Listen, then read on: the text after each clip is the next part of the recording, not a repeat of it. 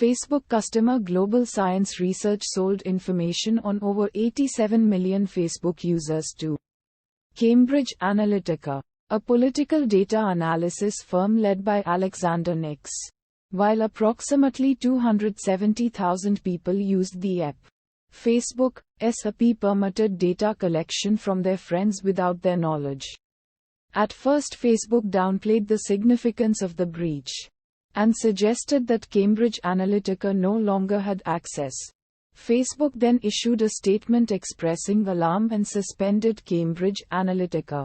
Review of documents and interviews with former Facebook employees suggested that Cambridge Analytica still possessed the data. This was a violation of Facebook's consent decree with the Federal Trade Commission. This violation potentially carried a penalty of $40,000. $46,615 in 2022 per occurrence, totaling trillions of dollars. According to The Guardian, both Facebook and Cambridge Analytica threatened to sue the newspaper if it published the story. After publication, Facebook claimed that it had been lied to. On March 23, 2018, the English High Court granted an application by the Information Commissioner's office for a warrant to search Cambridge Analytica's London offices, ending a standoff between Facebook and the Information Commissioner over responsibility. On March 25, Facebook published a statement by Zuckerberg in major UK and US newspapers apologizing over a breach of trust. You may have heard about a quiz app built by a university researcher that leaked Facebook data of millions of people in 2014. This was a breach of trust. And I am sorry we didn't do more at the time. We're now taking steps to make sure this doesn't happen again.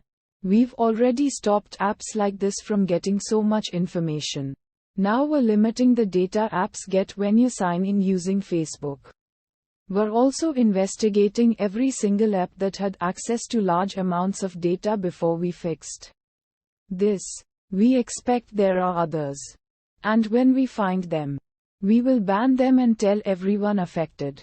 Finally, we'll remind you which apps you've given access to your information so you can shut off the ones you don't want anymore. Uddharan Chinna. Thank you for believing in this community.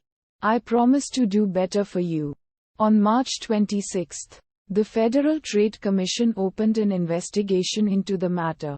The controversy led Facebook to end its partnerships with data brokers who aid advertisers in targeting users. On April 24, 2019, Facebook said it could face a fine between $3 billion, $43 billion in 2022 to $5 billion, $72 billion in 2022 as the result of an investigation by the Federal Trade Commission. The agency has been investigating Facebook for possible privacy violations, but has not announced any findings yet. Facebook also implemented additional privacy controls and settings in part to comply with the European Union's General Data Protection Regulation, GDPR, which took effect in May. Facebook also ended its active opposition to the California Consumer Privacy Act. Some, such as Meghan McCain, have drawn an equivalence between the use of data by Cambridge Analytica and the Barack Obama's 2012 campaign, which, according to Investor's Business Daily, encouraged supporters to download an Obama 2012 Facebook app that, when activated, let the campaign collect Facebook data both on users and their friends.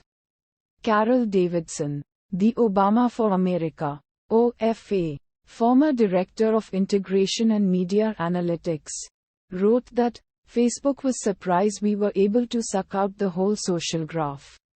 But they didn't stop us once they realized that was what we were doing.